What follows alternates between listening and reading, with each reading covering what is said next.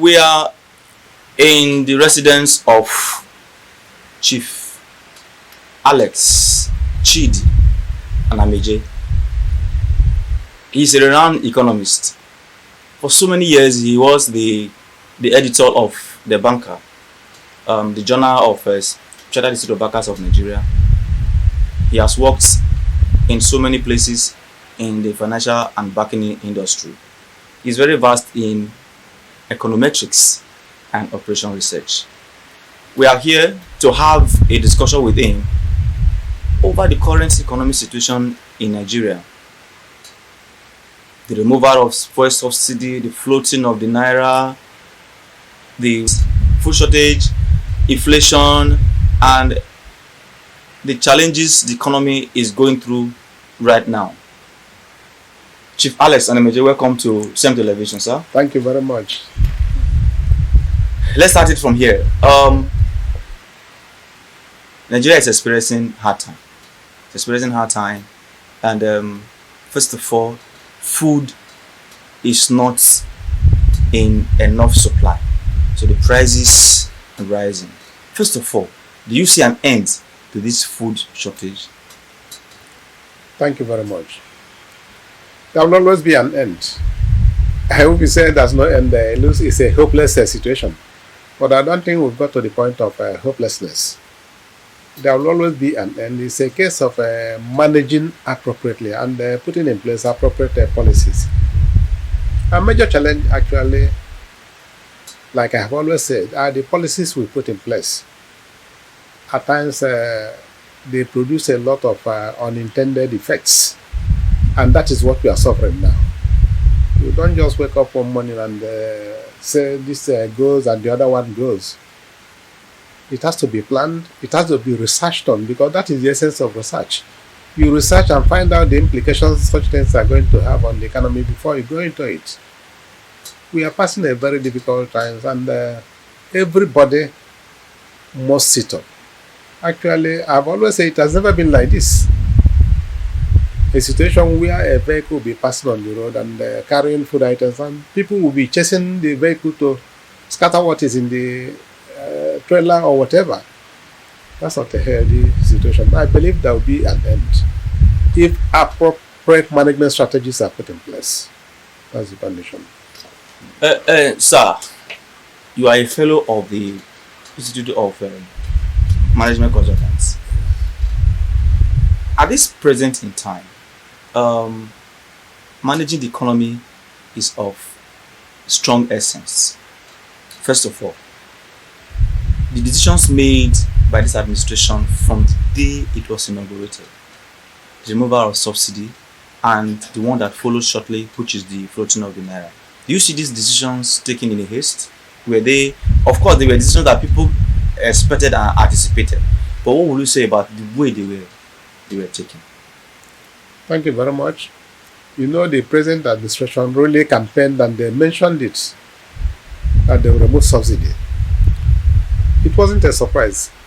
What actually was a surprise to me as an economist is the fiat approach to it. You just get up and they say this one ends, the other one ends. You have not put into consideration certain implications. These are actually the problems we are having. Yes, I'm an advocate of a removal of fuel subsidy, but not in the manner it was done. Subsidy cannot go at a single swoop.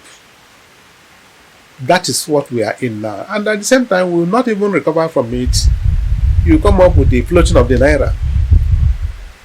And looking at the economy we are dealing with, the economy is sick. People are hungry, so many things. In fact, let me tell you, subsidy is not something you can remove just like that, totally. As of today, America, the best democracy in the world, you see subsidizing fuel. But the difference is that they are subsidizing at the production level. But at the consumption level, you just remove it. It's not a healthy thing. In fact, there's global subsidy. China is subsidizing the fuel in the world by 2.2 trillion naira at last year. America is subsidizing by 757 billion. China subsidized by trillion. Japan is subsidizing. India. Look, Russia, all of them. Why we shouldn't remove it like that? I think the problem we have in this system is that we couldn't monitor our borders. Whatever comes into the country and people carry them out. You see, when we remove the first subsidy in Nigeria, people in Benin Republic were crying because they were getting benefit from it. I think instead of facing that area, we look at easy approach, removing the subsidy totally. Yes, it has to be removed, but not the way it is done. It has to be gradual, and you have to feel the impulse of the people actually.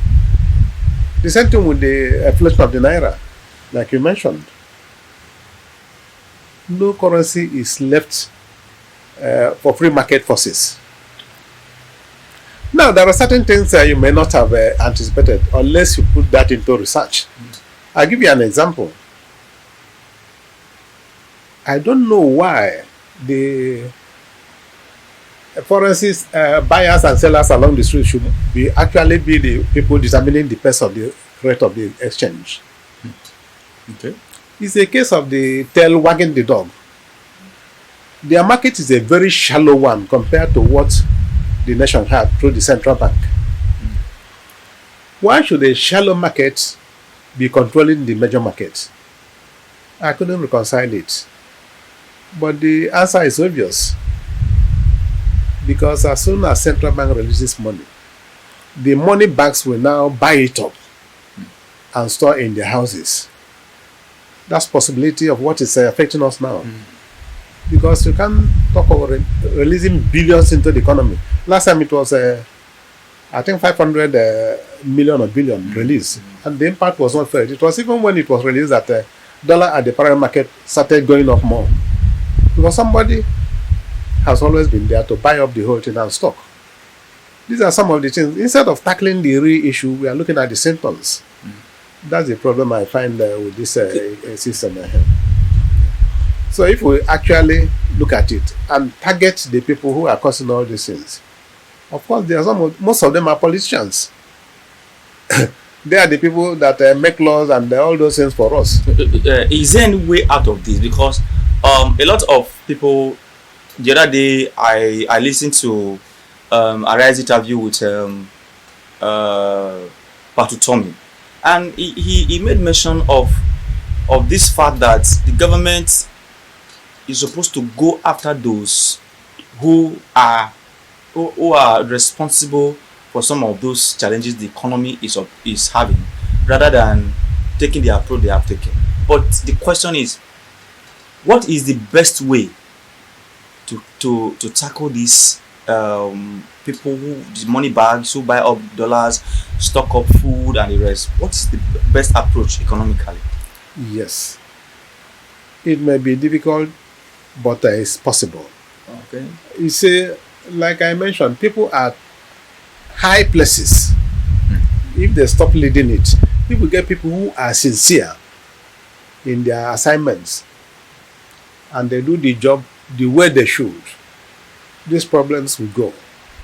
And of course, you can use the banks. I read the other time somebody talking of looking at domiciliary accounts. Why can't we look at it? That your domiciliary account cannot be above this. Okay, you can even use tax. You can bring such a heavy amount into the system and, in your bank, while the country is suffering. The policy may come in such a way that if you are having up to this amount, the rest will be bought over by the bank and sold to the public.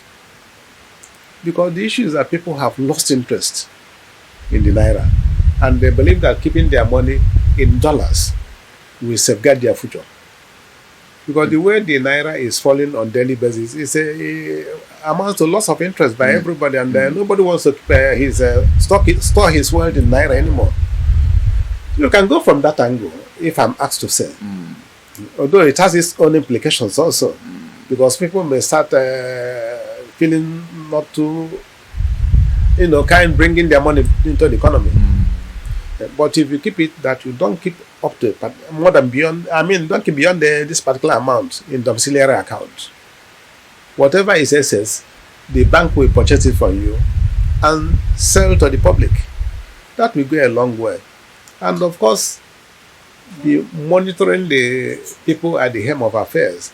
Like now, what is happening with the Bureau de Change now, getting all these sellers off the market is a way, but it's not producing any effect. Okay. Why do you think so? Because that was going to be my next question. Because some of those criteria is that the BDC should recapitalize, Yes. so that those who cannot meet up, they will be able to separate the chaff from the real. But would that solve the problem? Yes, it will solve the problem to some extent. Okay. You know, it's the beginning. People who are actually rent seekers in the system will believe things will return to normal. The issue now, if the central bank can put more than enough currency in the market and liberalize the access, how people access it in the banks, when these people discover that not so many people are coming to them, they will start selling. But first of all, they must put a bulk sum in the market, believing that they have it.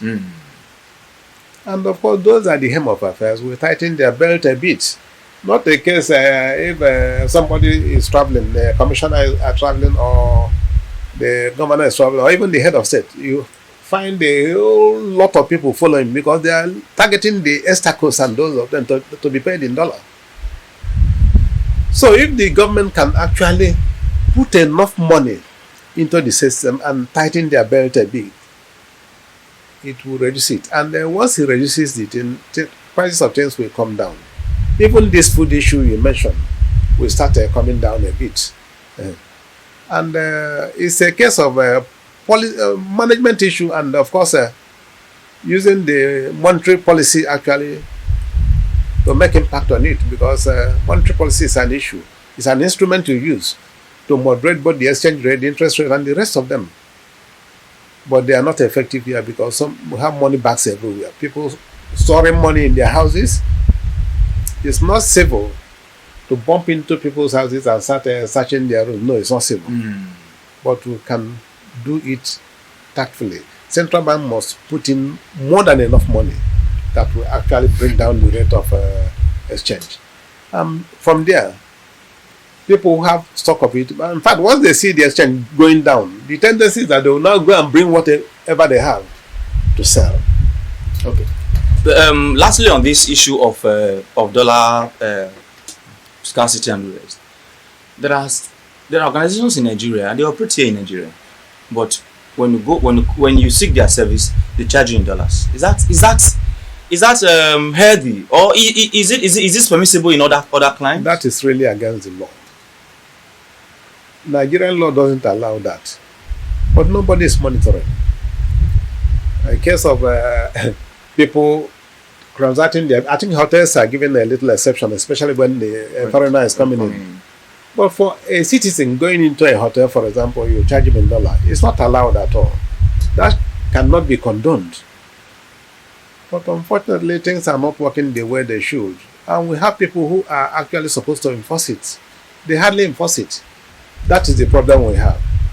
I think it calls for reorientation generally, for everybody, even those coming into government. Because these are actually well-off people. They don't need to amass that kind of wealth. We passed that era where people can keep on amounting wealth. What for? So these are some of the issues that must be done, and we have to actually sit up. And anybody found violating the rules, in fact, the code, it has to be a code among those coming into government, both National Assembly and every ministers and the rest of them. Once you are found culpable, you'll be sent away. And of course, you face the EFCC. That will actually go a long way and in putting fears into people. And we may get to where we are going. Okay, we have to deal with an issue, which is the issue of corruption. We all know that corruption is the basis for all this. Sure. And a lot of people have advocated capital punishment for corruption, actually financial corruption. What is your take on it? Are you in support of this, or you are against this? No. I think capital punishment should not come in at all. Okay. It shouldn't. But we have to. Our courts must sit up. They must sit up actually, and the prosecutors must sit up, especially the FCC. Sit up when they discover that this person has been sent to prison, the other person, others will sit up. It doesn't call for capital punishment, and in any case, capital punishment is being phased out globally. It's not an issue. It's not a modern thing anymore. But get the person sterilized in the prison, let him be there without for years. That I think that will get along. Okay, those who actually advocate this capital punishment, I was listening to an interview with Shehu Okibale of Channels. The man was saying that, of course, people know when they get to court, they will be able to untwist the judge, spend money. Okay, somebody embezzled billions, and the court is saying that okay, you are convicted, but when you pay 3 million naira, you'll be off the hook. The person pay the 3 million and it's up, and it's not yielding anything. How do you equate this your position with that? That's why I mentioned. Though you can agree with me that even the prosecutors and the judges and the people in the judicial system, they are from the same economy. So you can't actually read everybody of corruption. They are still brought up from here. So it's already part of them. But we have to start somewhere. We have to start somewhere. Even the person at the helm of affairs, living by example, is a big teacher. If you live your life in an exemplary manner, definitely people will follow. Look at Singapore. Their former leader, people followed him because of the approach he adopted. Very transparent approach, and look at even Ghana here. When Orleans came in, people stood attention. You can't behave abnormally in or outside Ghana. So if we have good leadership, these things will fall in line.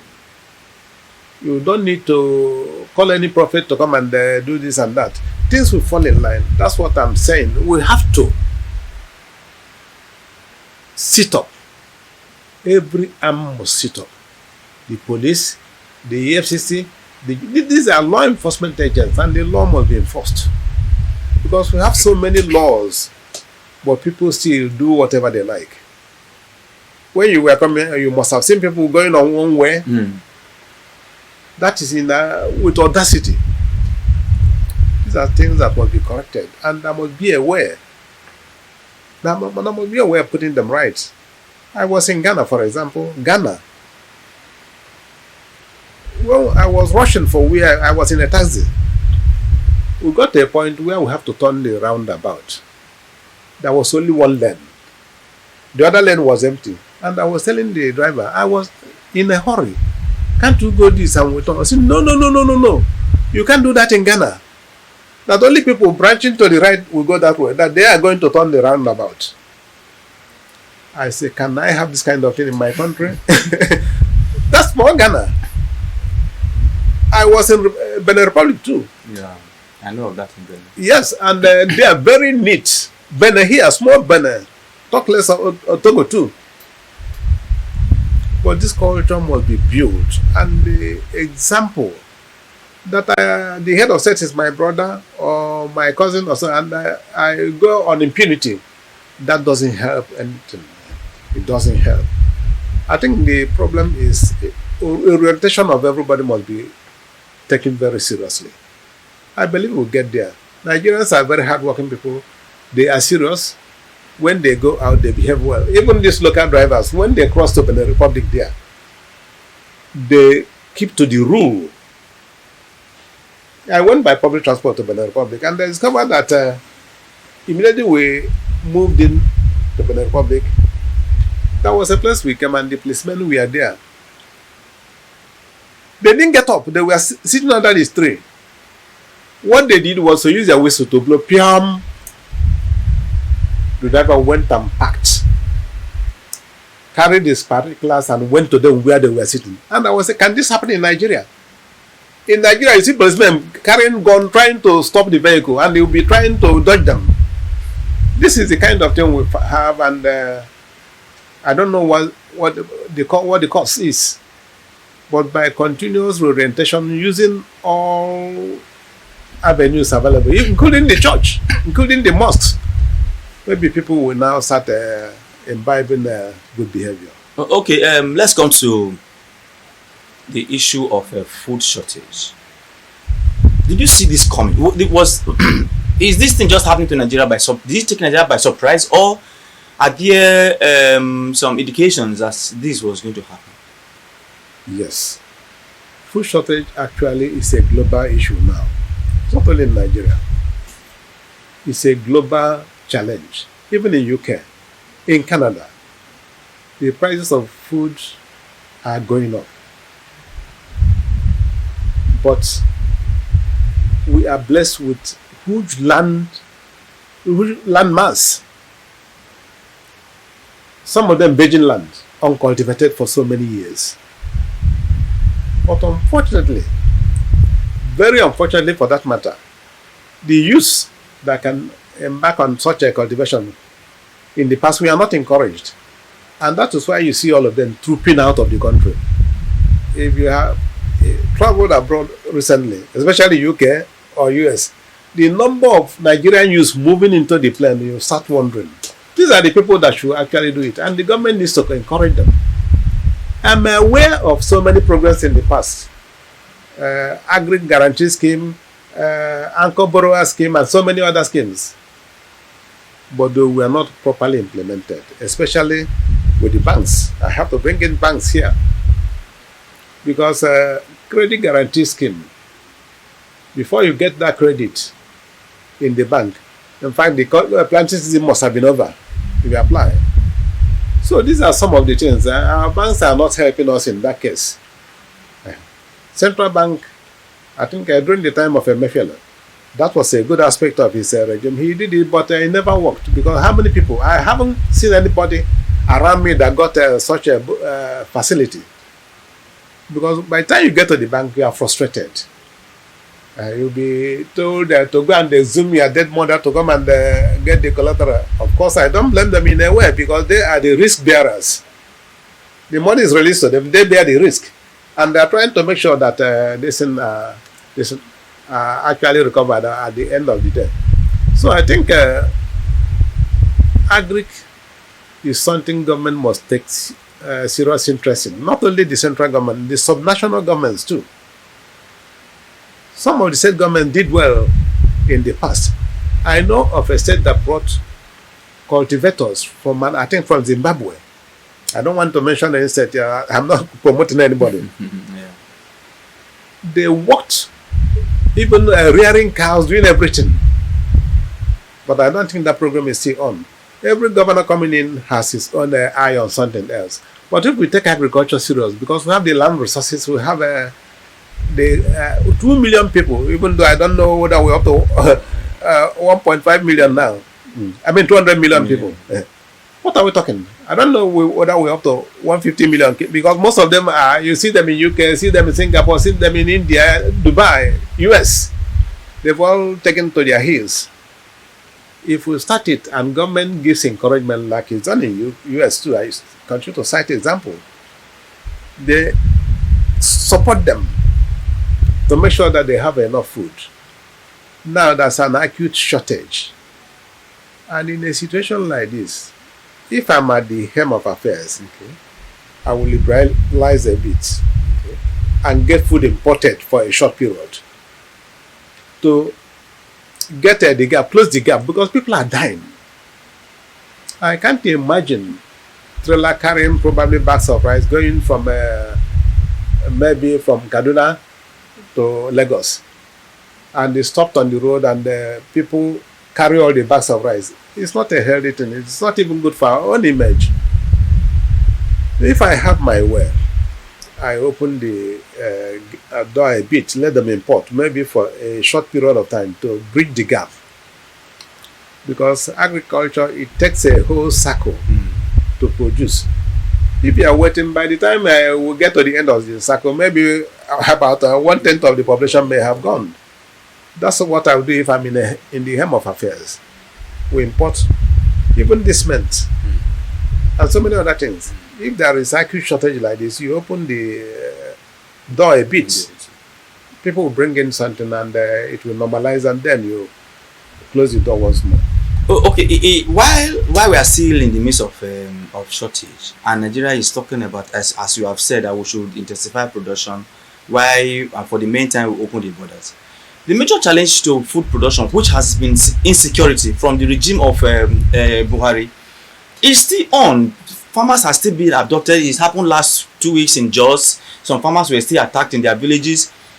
And if we do not solve that, do you see possibility of having food production commensurate to the demand, to the current demand? Thank you very much. That is a major issue. A plank on its own. I know Benue State, for example, is the food basket of this country, whether you like it or not. But they hardly go to farm now. Delta State is a major basket of food in this country. But you can't go to farm easily like that. That's a major thing. Government, but each time government will tell you we are on it. This is a serious problem. That's actually the major cause of this food crisis we are having. Because Benue, if they don't go to farm, then it will affect the whole country. In fact, they not generally. They produce food and they supply to a large extent to the south. This is an issue that the government must, but every government, they pay lip service to it. But they use it for campaign, but hardly will they implement it when they get to power. That is a very worrisome development, and because we have land masses. I remember sometime in the past, in the long past, the Brazilian government that came to Nigeria, after going to the north, going to the east, before he left, he said that he is lucky to have the kind of land resources Nigeria had then and still has, that he could feed the whole world. And that is the truth. We have, God has blessed us with abundant resources, but it's a case of mismanagement and a case of a poor policy. Because you can't really have your cake and eat it. If you are protecting so much that there is this or that, you send money to the central bank, and all the risk are on them. They won't release the money so easily. So, but what best approach do you think some of these interventions, credit scheme and the rest, what best approach do you think government should be taking now? Because the one Emefiele took didn't work. Others have tried other means and it didn't work.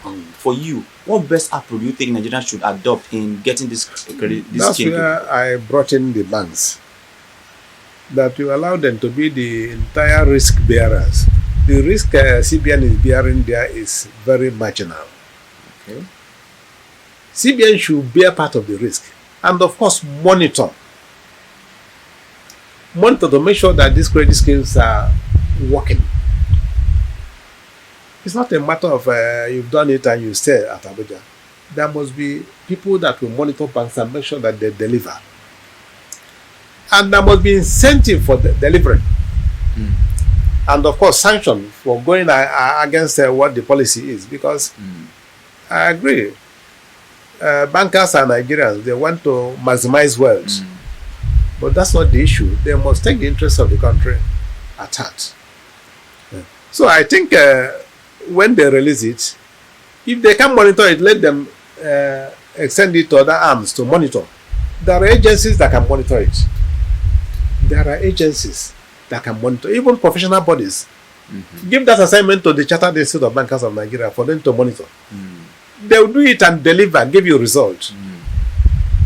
Given that you understand. So there are so many other agencies outside that to monitor the delivery of this. Even in bank, they have, I think, I understand CBN may be heavily understaffed to monitor all the banks in this country, but they can sublet certain things that are not core to other agencies to do it. You don't need to do it yourself. And if that is done effectively, I believe we'll get results. Okay, we are close to the end of the interview, sir. But there are two areas I want us to address. This improper one and inadequate use of professionals to address certain issues.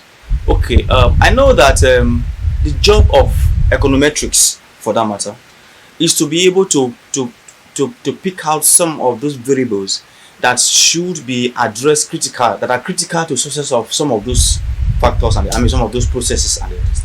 Do you see Nigeria working with econometrics enough? Econometricians, sorry. Certainly not. Certainly not. Even I was at NISA sometime in the past. Most of the research outcomes are not ever put into effect. Because what econometricians do is that they give you models. They give you models, and all you need to do is to fill the variables available and see what the outcome will be. But you see here, everybody claims to know it all. Even a journalist will come and tell you that he's an economist too, and this and that. What are you telling me? He will be challenging an economist. And that is what has put us to where we are now. Look, if these guys were brought in before you remove, you flood the naira, they must have looked at every variable, socio-economic variables.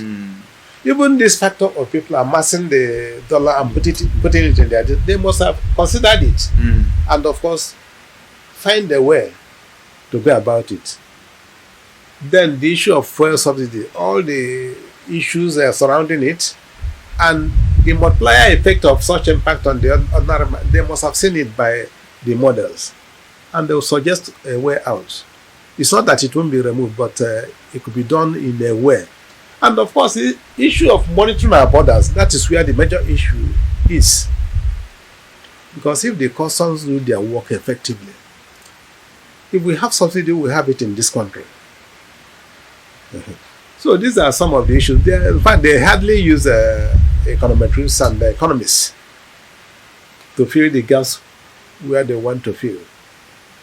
But now, once you are a politician, you feel you know everything about what is happening, and you become an economist.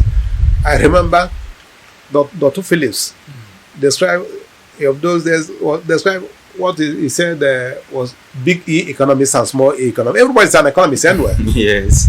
Even the housewife in the home is managing the resources of the home to make sure that. But that is small E economists. There are big E economists that will go into models and, of course, make suggestions to you. It's up to you to take or not to take. So I think that is the problem we have. If we use our professionals effectively, it will go a long way. Even in appointments, as commissioners, take somebody who is a professional in that area. While you are monitoring the person, the profession is monitoring him. I'll give you an example. If you take an accountant, for example, and the accountant gets there and do certain thing,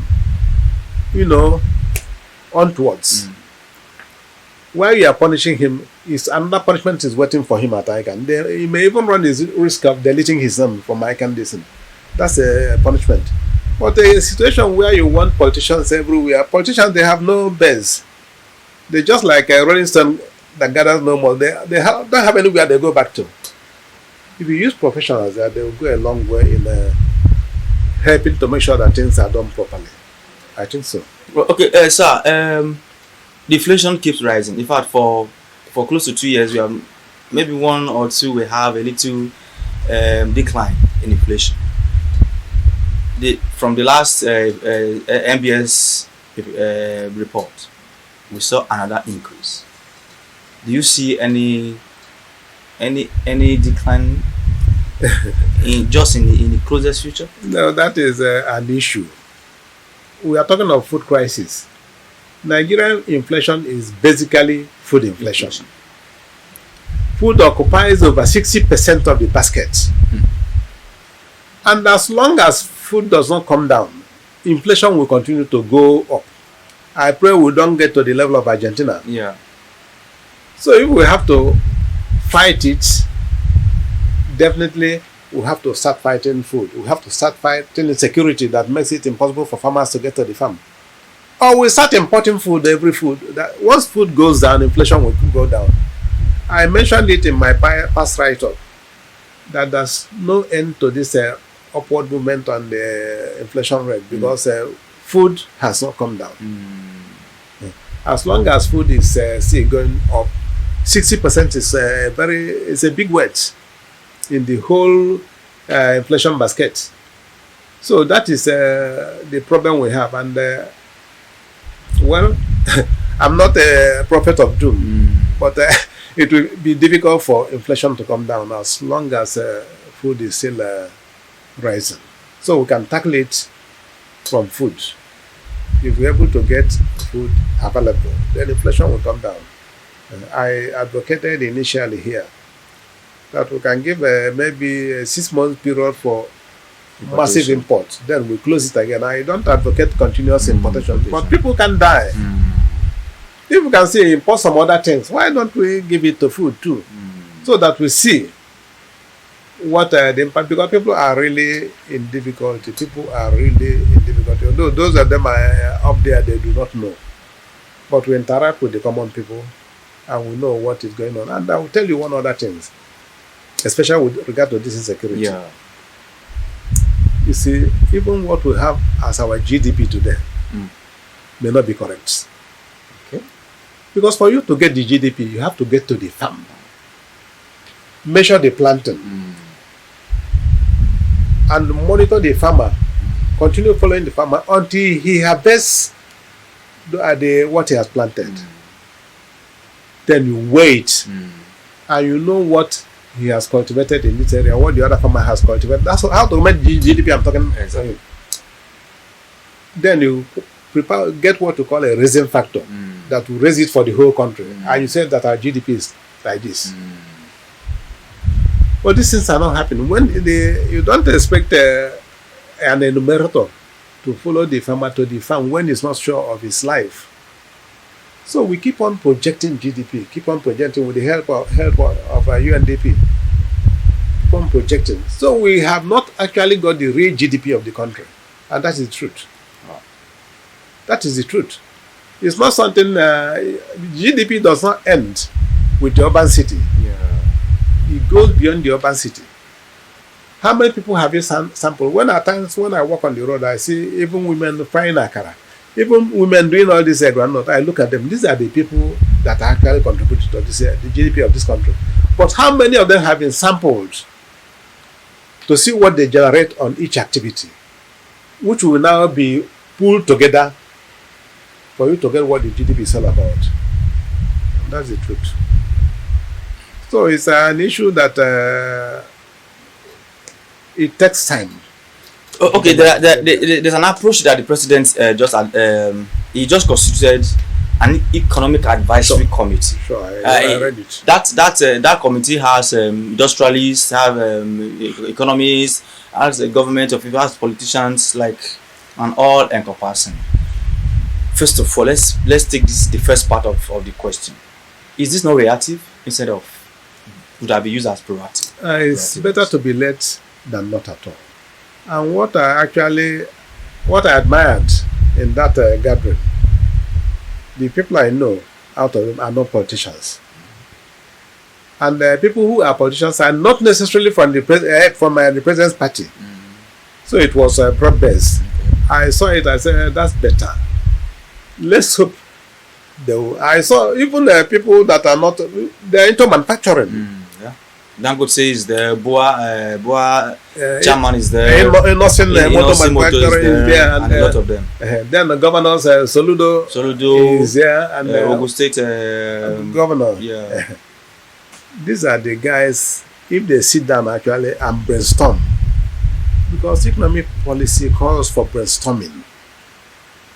It's not plucked ready-made. You have to work, look at the pros and cons, look at the variables and counter variables. Then you put it. And of course, let me tell you, when a policy produces and produce unintended effects. If any policy produce unintended effects, you have to go back to the drawing table and find a way. That is how to go about it, because every policy, you weigh the pros and cons. If the unintended effects are more than the effect you are looking for, you have to go back. Like this issue of subsidy removal. They are going back because now we are into subsidy. Yeah. But there's nothing wrong with it. If that will give us, in fact, you need to tell people that we are doing it. There's no hiding about it. You have to be open.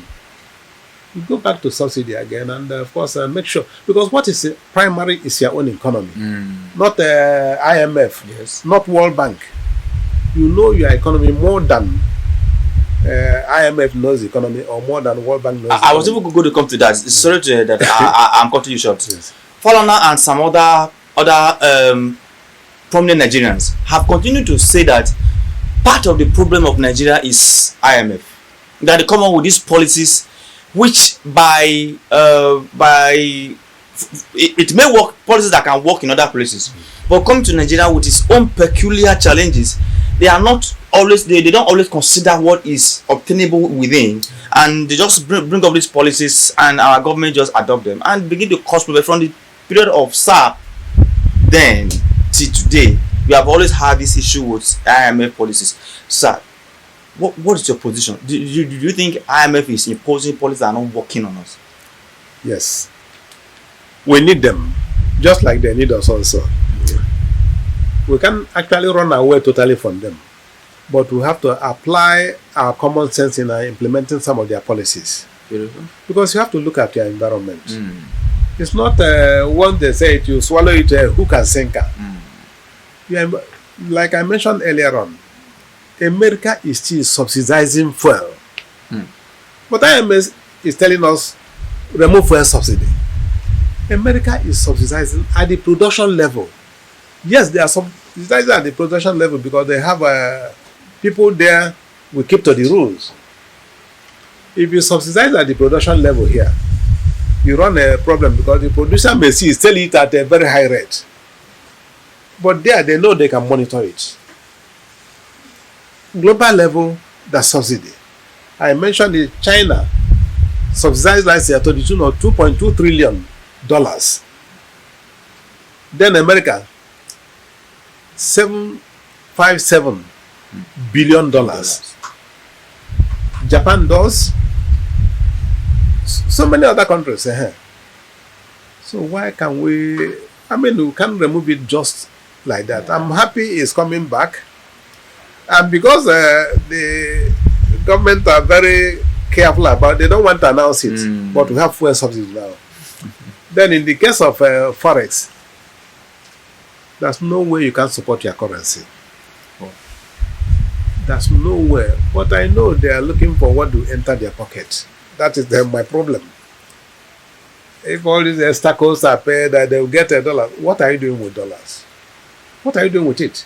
Our currency is naira. Well, they keep on amassing them. That is a primitive approach. Adam Smith called it a primitive acquisition. Adam Smith of old. So it's not a healthy development. So I think IMF, we can't, they are assisting. They are doing everything, and actually why they do some of these things and why government always oblige them, because they believe they will get more facilities from them if they do this and do that. But even to the detriment of the commoners. They are not looking at the commoners as a matter of fact. They are looking at what they can get. If they are sincerely looking at the commoners, you see the difference. That is the problem we have, and by the time we get people who are selfless in position, I think we can't lose hope yet, and I believe we can't lose hope at all. One day, something will happen. We'll get people who can actually put this economy in perspective. We have been talking with Chief Alex Anameje. He is an economist. He has been a director in the Institute of Chartered of Bankers of Nigeria. I mean to say CIB, and he's retired but not tired. He has spoken as the professional that he is. He's a research fellow. He's endowed with the knowledge that Nigeria truly need. I'm sure, and I bet you, when you consult him, you'll get the best from him. Thank you so much for hosting us. Thank you. Welcome. And Thank you. we appreciate your insights. We are begging you that we'll knock on your door again. Please oblige us discussions. Thank you very much. You're welcome. Thank you very much.